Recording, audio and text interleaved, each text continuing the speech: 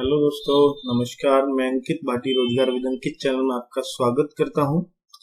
अलंकार का दूसरा वीडियो है दोस्तों। आपको मालूम होगा पहला वीडियो हम पढ़ चुके हैं, थोड़ा सा लंबा था, 39-40 मिनट पे गया था, पर शब्दालंकार आपने देखा होगा आपके लगभग सब क्लियर हो गए हैं। एक आध कोई चीजें ऐसी रह जाती हैं, कोई बात नहीं। देखिए, हम पहली बार किसी वीडियो को पढ़ते हैं तो कहीं ना कहीं हमें कुछ ना कुछ ऐसा लगता है कि अभी कुछ रह गया है बाकी। तो आप दूसरी बार उसको देख लीजिए, आपको एकदम ऐसे लगने लगेगा हमसे सब कुछ आ गया। ठीक है, सिर्फ 2 बार देखने को बोल रहा हूँ, और साथ के साथ एक दिन के अंतराल पर देख लोगे तो ज्यादा अच्छा रहेगा। तो दोस्तों, इस अलंकार में हमें पता ही है, शब्दालंकार हम पढ़ चुके हैं, अर्थालंकार बाकी है, उभय अलंकार तो है ही नहीं, मतलब ये ना के बराबर ही कोई होता है, कोई विशेष होता है। ठीक है, तो अब हम अर्थालंकार पढ़ना है। बस इन अर्थालंकारों के नामों को देख करके, ये सारे अर्थालंकारों के नाम है जो मुझे इस वीडियो में पढ़ाने हैं, इन नामों को देख करके आप ये मत सोचना, हो सकता है ये वीडियो थोड़ा लंबा हो जाए कि जी ये तो हमारी समझ में नहीं आएंगे, तो हमने सुने ही पहली बार है। मैं आपको गारंटी से कह रहा हूं, आप ये वीडियो देख लो, मैं आपको ट्रिक भी बताऊंगा याद करने की, ताकि आपको ये याद रहे कि विरोधाभास ये था, अच्छा अतिशयोक्ति ये है, अन्योक्ति में ऐसे बोलते हैं। तो भाई मैं इनको इनके नाम से स्पष्ट कर दूंगा, आप परिभाषा कभी नहीं भूलोगे उनकी, और परिभाषा नहीं भूलोगे तो पहचान नहीं भूलोगे, और पहचान नहीं भूलोगे तो फिर तो आपको कोई सी भी लाइन आ जाए, आप कोई सा भी अलंकार बड़े आराम से बता देंगे। ठीक है, बस जरूरत है आपको सिर्फ ये वीडियो पूरा देखने की। हो सकता है वीडियो लंबा हो, पर आप इसको कहीं भी बोर नहीं होने दूंगा, आपको ये गारंटी है। ठीक है, बस थोड़ा सा ध्यान लगा करके पढ़ते रहिएगा। और बहुत शिकायत है मुझे आपसे कि आप पूरा वीडियो नहीं देखते हो। ठीक है, बहुत लोगों का मैं एवरेज अपना वो देख रहा था, ड्यूरेशन आप लोगों की देखने की, तो वो बहुत अच्छी नहीं आ रही है, वो 40% ही ड्यूरेशन आती है। मतलब आप अगर एवरेज जो ड्यूरेशन है वो 40% ही आ पा रही है, तो इसका मतलब आप में से 40% लोग ही जो है 60% लोग ही पूरा देख रहे हैं, या 40% लोग ही पूरा देख रहे हैं, ऐसे आप मैं इसको मान सकता हूं। ठीक है, चलिए, अर्थालंकार क्या होता है दोस्तों? अर्थालंकार मैंने आपको बता दिया था, अर्थ के माध्यम से काव्य की शोभा बढ़ाने वाले अलंकारों को या शब्दों को हम अर्थालंकार बोलते हैं। ठीक है, तो अब अलंकार शब्दों से ही होता है, अलंकार का रोल वहां पर शब्दों से था, यहाँ अर्थ से है बस। तो अर्थ के लिए हमें जानना होगा कुछ चीजों को। वैसे तो ये उपमेय के 4 भाग, उपमा अलंकार के 4 भाग बताए जाते हैं, पर मैं तो कहता हूं आप ये सीख लीजिए, आपके हर अर्थ अलंकार में ये काम आएंगे। तो आप सीखिए उपमेय क्या होता है। बिल्कुल आपने सुने तो होंगे इनके नाम, हो सकता है वाचक शब्द और साधारण धर्म ना सुने हो, पर उपमेय उपमान खूब सुने होंगे। आपको मैं अभी स्पष्ट कर दूंगा और कभी रटना नहीं पड़ेगा आपको ये बात। देखिए, उपमेय वो चीज होती है जो आपके सामने, जिसको देख करके आप बात बोल रहे हो, जिसको आप देख करके बोल रहे हो, जो प्रस्तुत है, प्रस्तुत मतलब जो आपके सामने है, और जिसकी तुलना की जा रही है। भाई जो सामने, उसकी तो तुलना किसी अन्य चीज से करोगे, किसी अन्य चीज से। मान लो किसी चंद्रमा से, किसी का मुख है, भाई आपका मुख चंद्रमा के समान है, तो मुख ही तो हुआ आपके सामने, तो मुख हुआ उपमेय। आपका मुख चंद्रमा के समान है, तो चंद्रमा, अब चंद्रमा क्या हुआ? चंद्रमा हो जाएगा उपमान।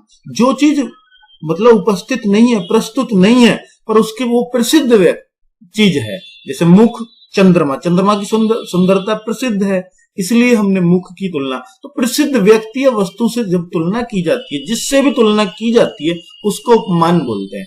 उपमेय क्या हो गया? जो प्रस्तुत है। ठीक है, और उपमान क्या हो गया? जिसका मतलब हमने मान दिया है उसको। ऐसे मान लीजिए, जिसका मान दिया है हमने मुख को, तो चंद्रमा का मान दे दिया मुख को, तो उपमान जो बहुत बड़ा मान रखता हो वही उपमान होगा। ठीक है, तो उपमान वो हमारे सामने नहीं होती चीज, हम उससे तुलना करते हैं। ठीक, वाचक शब्द क्या है? जैसे हमने तुलना की, तुम्हारा मुख चंद्रमा के समान है, ये जो समान आया चंद्रमा के जैसा है, ये जो जैसा आया, चंद्रमा सा मुख है तुम्हारा, सा जो आया, ये सब वाचक शब्द है। इनसे ही हम अलंकारों को पहचानेंगे कौन सा अलंकार है। ठीक है, तो वाचक शब्दों से बड़ा रोल हो जाता है कई बार, तो बहुत आराम से एक ट्रिक भी बताऊंगा मैं आपको जो वाचक शब्दों से रिलेटेड होती है। साधारण धर्म क्या है? आपका मुख चंद्रमा के समान सुंदर है। अगर मैंने सुंदर और लगा दिया तो जो गुण बताया, साधारण धर्म का मतलब होता है गुण। चंद्रमा में और आपके मुख में क्या गुण समान है? सुंदरता का। तो सुंदर हो गया एक धर्म, धर्म माने होता है गुण। धर्म का अर्थ होता है गुण, और यह वाच्य है इसका। तो एक गुण एक सा होगा, जो गुण समान बताया है। तो ठीक है, तो आप तो मतलब भैंस के समान हो, भैंस के समान बड़े हो। तो भाई बड़ा जो बताया ये बड़ा साधारण धर्म है। भैंस के समान, तो भैंस के समान आप तो प्रस्तुत है, भैंस नहीं है वहां पर, तो भैंस हो गया उपमान, और आप हो गए क्या, उपमेय। समझ में आ गई ना बात। तो भाई इसको ऐसे मत ले ला, मैंने नेगेटिव उदाहरण लिया है, आप भैंस के समान बड़े हो, हाथी के समान बड़े ले लो अगर बुरा लग रहा है तो। चलिए उदाहरण में लेके बताता हूं आपको। चांद सा सुंदर मुख, तो चांद सा सुंदर मुख, चांद क्या है इसमें खुद बताओ, उपमान, क्योंकि चांद तो तुम्हारे सामने नहीं है, मुख किसी का सामने, तो उसको उपमेय बोलेंगे। सुंदर है तो ये धर्म हो गया, गुण हो गया, और सा है वाचक शब्द, जिसने बताया है, वाचक मतलब बोलने वाला शब्द।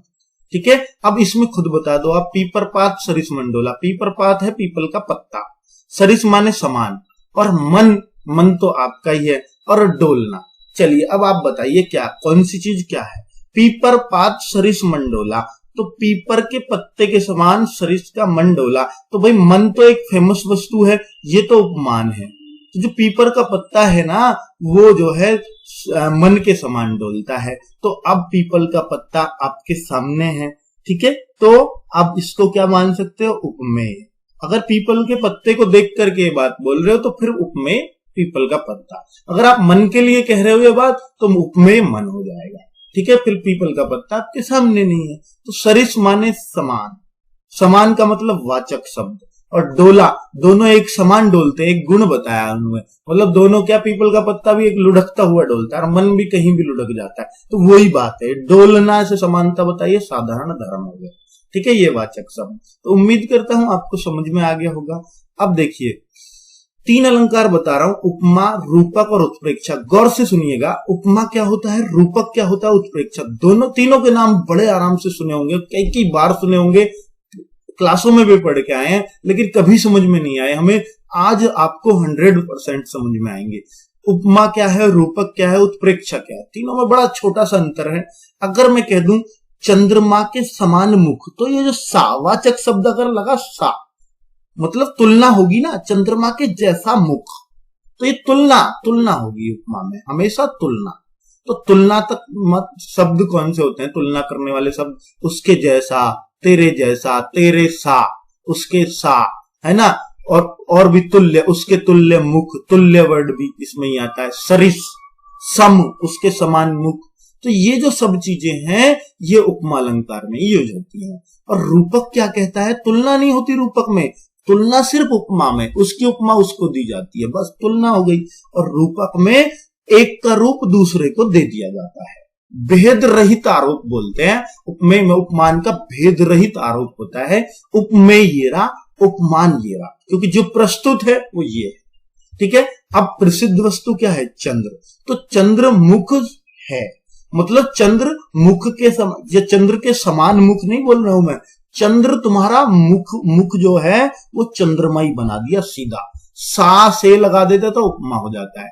और जो कह दो चंद्र मुख है, चरण कमल हैं, चरण कमल हैं, तो मैं कहूंगा रूपक है। चरण कमल के जैसे हैं तो उपमा है। ठीक है, और अगर इसमें लगा दो, इसमें होती है संभावना। संभावना कैसे दिखाते हैं, मानो चंद्र मुख हो, ऐसा मुख था उसका, मानो मुख चंद्र हो। ठीक है, मानो चंद्र मुख हो, तो ऐसे कह लीजिए आप, ये मानो मुख चंद्र सही रहता, मुख चंद्र हो। ठीक है, तो मुख ऐसा था कि जैसे चंद्रमा हो। तो भाई ये जो मानो वर्ड है ना, ये होता है संभावना, कि मान लो ऐसा था। ठीक है, तो किसी के रिश्ते के लिए लड़की देख के मानो मुख चंद्रमा हो, तो वहां पर उत्प्रेक्षा अलंकार लगा दिया उसने। ठीक है, तो प्रभावशाली बन गई बात। रूपक चंद्रमुखी है बिल्कुल, मतलब चंद्र, उसका जो मुख है एकदम चंद्र है, ये समझ लो। वहां तो फर्क ही नहीं बताया इसने तो कुछ भी, यहां तो मानो तो कह रहा कम से कम। और चंद्र जो मुख है वो चंद्रमा सा है, तो यहां सा से लगाएगा, तुलना बताएगा। ठीक है, तो तीनों में मुझे पता लग रहा है आपको फर्क पता चल गया। मानो, इसको लगाऊं तो मानो चरण कमल हैं, चरण कमल के जैसे हैं, तो यहां उपमा हो जाएगा। उम्मीद है आपको तीनों बात क्लियर हो गई होंगी। अब आप उपमा में आ जाइए। अब आपको समझने में बड़ा अच्छा लगेगा। जहां दो व्यक्ति या वस्तुओं में अंतर होते हुए भी उनकी आकृति व गुण की समानता की जाए, मतलब उनकी तुलना की जाए। जैसे पीपर पात सरिस मंडोला, अभी पढ़ा था आपने। मखमल के झूले पड़े, मखमल के झूले जो पड़े थे बड़े ऊंचे ऊंचे होते हैं मखमल के झूले, और दूर से देख रहे ऐसा लग रहा जैसे हाथी सा टीला, तो हाथी के जैसा टीला लग रहा, ऊंचा, हाथी के ऊपर कुब्बसा होता है ना वो, तो मखमल के झूले ऐसे लग रहे हैं टीले से। तो समझ में आ गई। मुख कमल जैसा है, तो जैसा लग गया, तुलना हो रही है ना। नील गगन सा लग गया, नील गगन सा। कोटि कुटुल सम वचन तुम्हारा, सम लग गया। तो अब देखिए सबसे अच्छी बात है, इस ट्रिक को आप ध्यान रख लीजिए। जहां सा सी सम तुल्य सरिस जैसे आदि वाचक शब्द आए वहां उपमा अलंकार होता है। इनको क्या बोलते हैं? वाचक शब्द। तो जहां ऐसे शब्द आएंगे उनको हम क्या बोलेंगे? उपमा अलंकार में ही होंगे ये शब्द, और किसी में नहीं होंगे।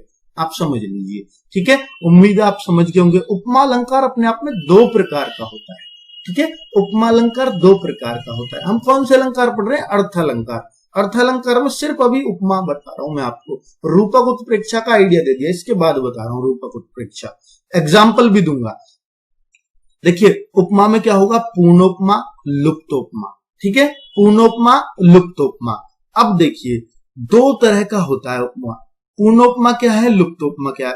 उपमा अलंकार के चार भाग है जो मैंने आपको बताए थे। उपमा, उपमेय, उपमान, साधारण धर्म, आपको पता है क्या था, और एक था वाचक शब्द, ठीक है। अगर ये चारों चीज हो किसी लाइन में तो वहां कह देंगे पूर्ण उपमा है। और अगर एक भी चीज ना हो, कोई सी एक चीज ना हो, तो लुप्त उपमा, मतलब लुप्त हो गया। पूर्ण मतलब पूरा है, चारों शब्द हैं। जहां पर चारों हो वहां पर ये चीज है। देखो चरण कमल से कोमल हैं, तो चरण कमल से, तो चरण देख के तो बात बोली, ये प्रस्तुत है, इसको उपमेय बोलेंगे, उपमेय। ये उपमान, क्योंकि ये तो कमल तो है नहीं, लेके तो साथ आया नहीं। देख लो जी चरण कमल के जैसे लग रहे हैं, देखो आप दोनों चीजों को, ऐसे तो लेके नहीं बताएगा। अब ये वाचक शब्द है, से सा सम, ये सब क्या होते हैं? वाचक शब्द। तो चरण कमल से कोमल है। अब कोमल क्या है? साधारण धर्म, साधारण धर्म। तो यहां पे वाचक भी हो गया, साधारण धर्म भी, उपमेय भी, उपमान, चारों पूर्ण उपमा। अब देखो कमल जैसे चरण है, तो कमल क्या है? कमल जैसे चरण, चरण तो प्रस्तुत है, उपमेय, उपमान, और जैसे वाचक शब्द। साधारण धर्म है ही नहीं, कमल जैसे चरण जो हैं वो कोमल हैं, क्या है? गुण तो बताओ उसका, कि वो कठोर है, कमल जैसे क्या है? सुंदर है, कुछ तो बताया ही नहीं, तो उसको हम कहेंगे लुप्तोपमा। उम्मीद है आपको बात समझ में आ गई होगी। अब रूपक अलंकार पे आता हूं, ठीक है। तो उपमा के बहुत सारे एग्जाम्पल मैंने दिए, वो जो ट्रिक बताई है उन शब्दों को ढूंढ लिया करो, वाचक शब्दों को, आपको पता चल जाएगी कौन सा अलंकार है। अब देखिए जहां उपमेय में उपमान का अभेद रूप से आरोप हो, वही बात, मैं इसको क्यों रटूं? मैं रूप दे दिया गया हो एक को दूसरे का, न जैसा, न सम, न सम तुल्य, ऐसा कोई शब्द नहीं लगाया है, मानो मानो कुछ नहीं लगाया है, तो भाई वहां पर ये रूपक अलंकार होता है। जहां पर ये शब्द लगे वहां पर एक जगह उत्प्रेक्षा मानो में और समतुल्य इनमें उपमा, और जहां पे कोई शब्द ना लगा हुआ रूपक, रूप दिया है सीधा।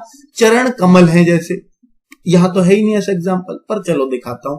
चरण कमल बंदो हरिराई, तो चरण कमल बंदो हरिराई, इससे आपको समझ आ जाना चाहिए कि चरण से कमल कहता, चरण से कमल, या कमल से चरण, है ना। चरण कमल सा, तो वहां उपमा हो जाता। यहां कुछ नहीं बोला, चरण कमल दोनों एक सी बात कह दी है, चरण उसके कमल ही समझो।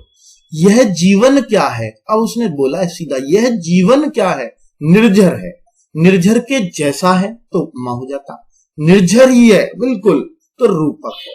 मैया, मैं तो चंद्र खिलौना लो हूं, तो बच्चा कह रहा है माँ वो जो चंद्र है ना, मुझे वही खिलौना चाहिए, चंद्रमा ही चाहिए, चंद्र के जैसा खिलौना ना चाहिए। तो भाई ये तो रूपक ही हो जाएगा, बिल्कुल रूप ही वो चाहिए।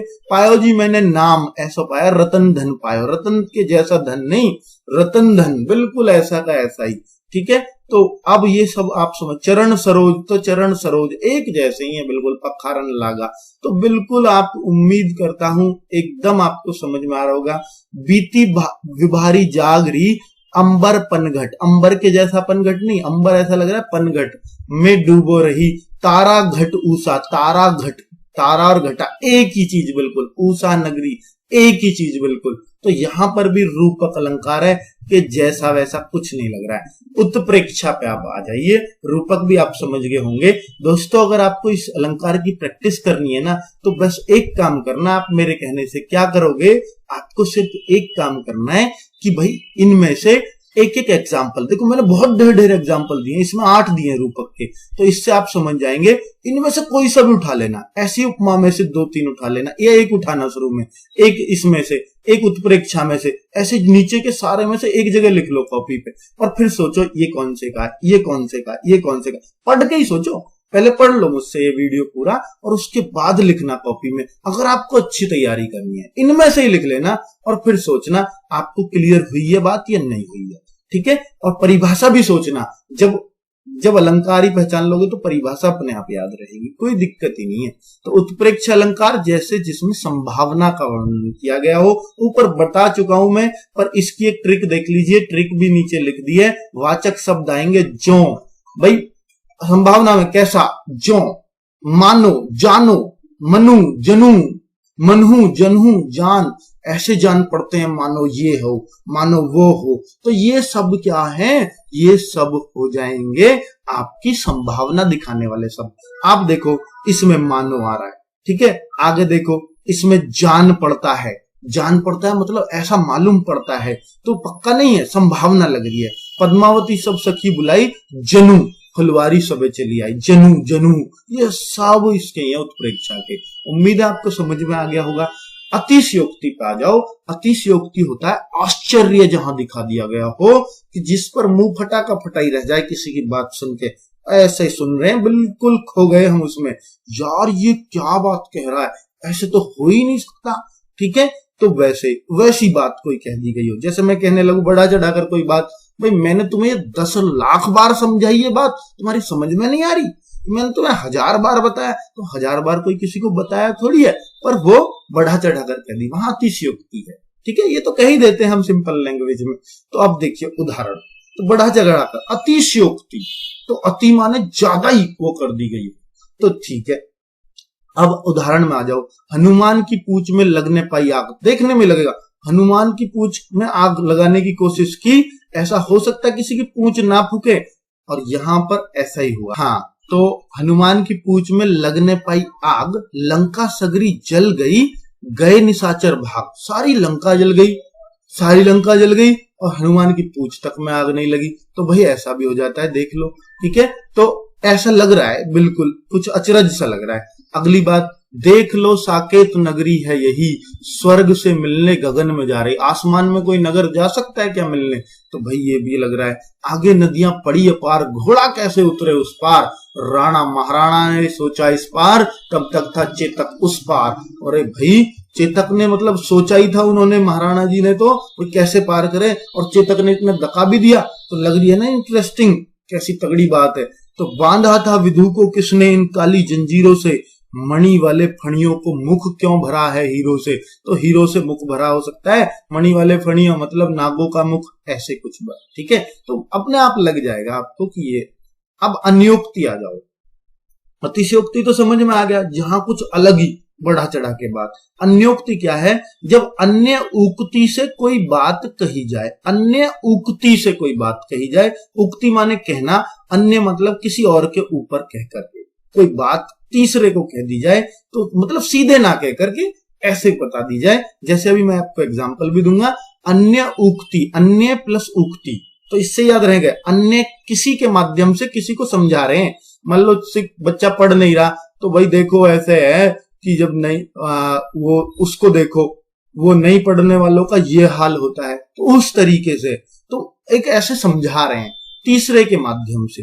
अर्थात किसी को कोई बात सीधे न कहकर अप्रत्यक्ष रूप से कही जाए, मतलब अप्रत्यक्ष रूप से लगे उसके ऊपर, मुझे पता तू कहां बोल रहा, बोलते हैं ना ऐसे, तो मेरे लिए ही कह रहा और किसी के लिए नहीं। तो वही बात है, जिन दिन देखे वे कुसुम गई सुबीती बहार। अब देखिए कोई अमीर आदमी था, अब उसका बेटा बहुत कुपूत हो गया है, ऐसे आप सोचिए, अब उसका बेटा कुपूत हो गया, कोई उसके लिए कह रहा है जिन दिन देखे कुसुम गई सुबीती बहार, जो अच्छी बीत रही थी वो अब गई, अब आली रही गुलाब में, अब आली रही, आप तो गुलाब थे, अपत कटीली डार, मतलब गुलाब तो गए, अब तो कटीली डार बच रही है, अब पता लग जाएगी तुम्हें, अब कांटे ही कांटे लगेंगे। तो भाई ये लग रहा है ना किसी को ऐसी बात कही गई होगी चुभने वाली कि भाई अब तो जो सुख भरे दिन बीते रे भैया, अब तो दुख भरे आगे भाई, ठीक है, वो वाली बात है। अन्य उक्ति से किसी को समझाना, नहीं पराग नहीं मधुर मधु, नहीं विकास इही काल, अली कली सौ बंध्यो आगे कौन हवाल। यहाँ पे राजा जयसिंह की बात है ये। तो राजा जयसिंह अपनी नई शादी हुई थी तो अपनी पत्नी के उसमें ज्यादा डूबे हुए थे प्यार में। तो उसमें एक जो मंत्री हैं उन्होंने एक भंवरे को एग्जाम्पल भंवरे का लिया था यहाँ पे कि भाई भंवरा जो है, इस कली का भी विकास नहीं हुआ है, ऐसी तो बहुत कलियां मिल जाएंगी, तो भाई इस पे ध्यान मत दीजिए, अभी तो बहुत सारी चीजें पड़ी हैं, आगे कौन हवाल। तो इससे आपको समझ में आ रहा है कि भाई आगे आगे की कलियों अगर इनको ही नष्ट कर दोगे तो फिर दिक्कत हो जाएगी। तो उस तरीके से कुछ समझाया है, वो तभी का वर्णन है। मुझे बहुत ज्यादा हिंदी नहीं आती, इसलिए बस आपको काम चलाऊ बताता हूं, ठीक है। चलिए छठा, अपनहुति अलंकार। अपनहुति अलंकार क्या है? अपनौती। अब आप इसको देखिए, पनौती, पनौती सी लग रही है, तो पनौती सी है ये अलंकार। पनौती, पनौती क्या होता है आपको पता है? अशुभ जो हो जाता है उसको पनौती बोलते हैं। उपमेय में उपमान का निषेध रहित आरोप होता है, परंतु न, नहीं, नहीं आदि निषेधात्मक शब्दों का प्रयोग। ये बिल्कुल रूपक अलंकार की तरह ही है। देखिए, जब रूपक अलंकार की तरह ही है तो फिर तो ये हो जाना चाहिए क्या? तो फिर रूपक में और इसमें पहचान कैसे होगी? ये सिर्फ पहचान करने का भी इसका तरीका है। कैसे पहचानेंगे अब देखिए आप, अब मैं आपको दिखाता हूं। अपनौती में यह नहीं लगाएगा, नहीं नहीं करे, जहां पनौती जो होते नहीं ऐसा मत करिए तेरे साथ पनौती है, तो नहीं वर्ड आएगा इसमें, बस ये इसकी पहचान है। यह चेहरा नहीं गुलाब का फूल है, वहां तो बोलते हैं चेहरा गुलाब है, यहाँ चेहरा नहीं गुलाब का फूल है, बिल्कुल इस तरीके से। बजरत हूं बहुबार हरि दियो चीर, यह चीर का मनमोहन को कहे नहीं बानर बेपीर। तो इस तरीके से आपको लग जाएगा। तो भाई ये भी क्या है? अपहनौती है ना, पनौती है ये, बिल्कुल नहीं वर्ड आ रहा है, तो नहीं वर्ड को पकड़ लीजिए। रूप तो होता है वही, पर पनौती का रूप होता है, नहीं लगता है, बस ऐसे अपनहुति याद हो जाएगा आपको। व्यतिरेक अलंकार क्या है? उपमान की उपेक्षा उपमेय को श्रेष्ठ दिखाया जाता है। उपमान क्या होता है? उपमान तो जैसे चंद्रमा था, और मुख क्या था? उपमेय जो प्रस्तुत होता है।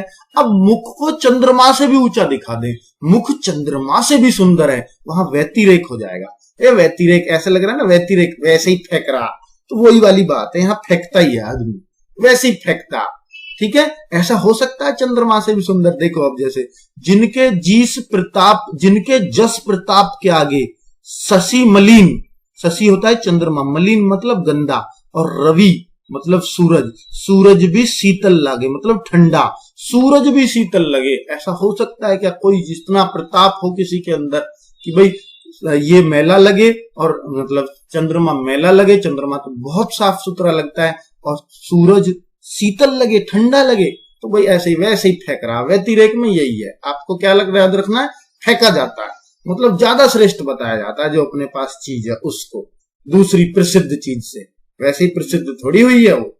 चलिए, संदेह अलंकार में क्या होता है? संदेह अलंकार में होता है जहां पर कोई अंत तक शंका बनी रहे, पूरा पढ़ ले फिर भी कोई शंका बनी रहे, ऐसा होता है संदेह अलंकार में।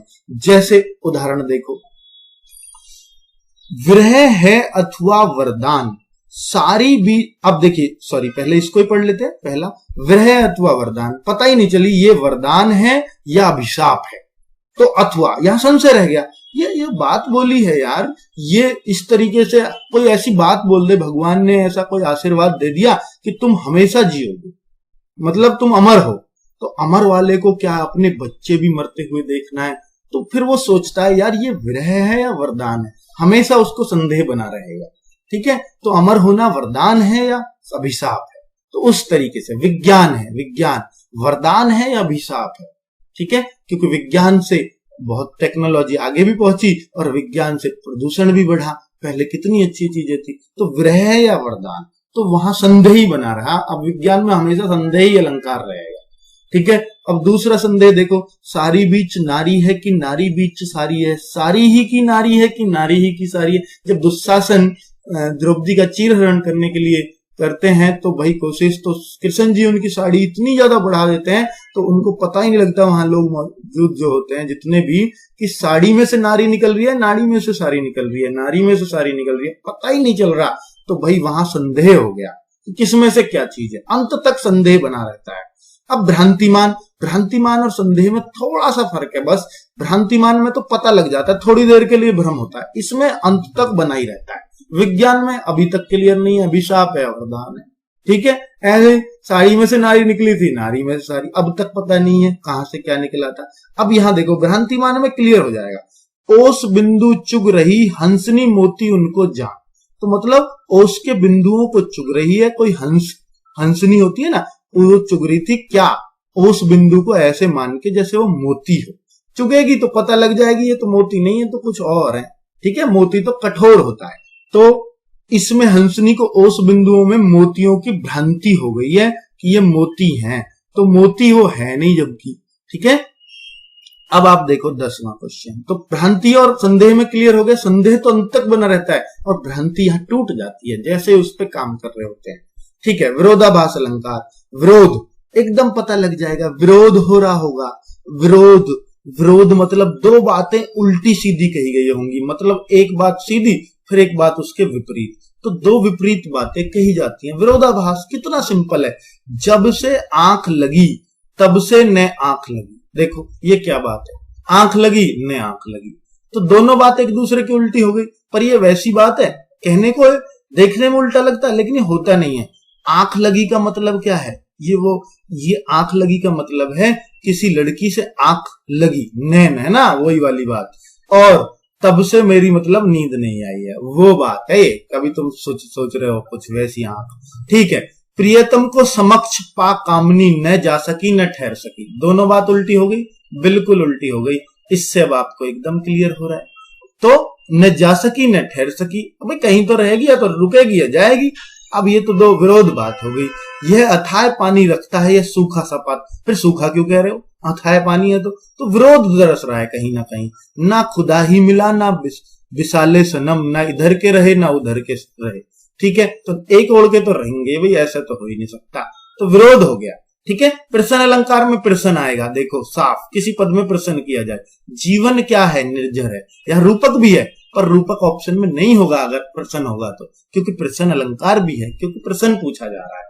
कौन रोक सकता है उसकी गति, गरज उठते जब मेघ, तो कौन रोक सकता है, मुझसे मिलने को कौन विकल, मैं हूं किसके हित चंचल। तो ये प्रश्न पूछे जा रहे हैं, तो प्रश्न अलंकार कितना सिंपल है। आगे विभावना अलंकार, बड़ा अच्छा अलंकार है ये। बिना कारण के काम हो जाए, मतलब कारण भी ना हो और काम हो जाए, ऐसा हो सकता है। जैसे बिन बादल बरसात, बिन बादल बरसात हो रही है भाई आज, तो मतलब कोई आदमी पार्टी नहीं देता हो और आज अपने आप ही कह रहा हो ले लो पार्टी, तो उसका मतलब क्या बोलेंगे, अरे तो बिन बादल बरसात हो रही है, बिन कारण ही पार्टी दे रहा, ऐसा आदमी वो भी। तो वहां विभावना अलंकार है। समझ में आ गई बात आपको। अब देखो किताबी एग्जाम्पल पढ़ लो, तो बिन बादल बरसात भी किताबी है वैसे। ठीक है। बिन घनश्याम धाम धाम ब्रज मंडल में, बिन घनश्याम मतलब वो ये बादल, ऊधो नित बस्ती बहार वर्षा की है। ठीक है। तो वर्षा की बिन, तो उस तरीके से ये वर्षा हो रही है बिन घनश्याम, तो इस तरीके से। बिना पानी बिना साबुन निर्मल करे सुबह, तो भाई बिना पानी के और बिना साबुन के कोई स्वच्छ कैसे हो सकता है, वही बात है यहाँ पे विभावना अलंकार। बिना कारण के ही हो जाए काम, तो बिना कारण थे बादल, बरसात हो गई बिना कारण के। भाई कारण होता है बरसात होने में, क्या बादल होते हैं, अब बादल है नहीं फिर भी काम हो गया, तो वो वाली बात है विभावना। दृष्टांत अलंकार क्या होता है, ठीक है, इसको ऐसे मान सकते हो भावनाओं से ही काम हो जाए, बिगर करे ही काम हो जाए, बस भावना दिखाओ काम खत्म, तो ऐसे याद रख सकते हो।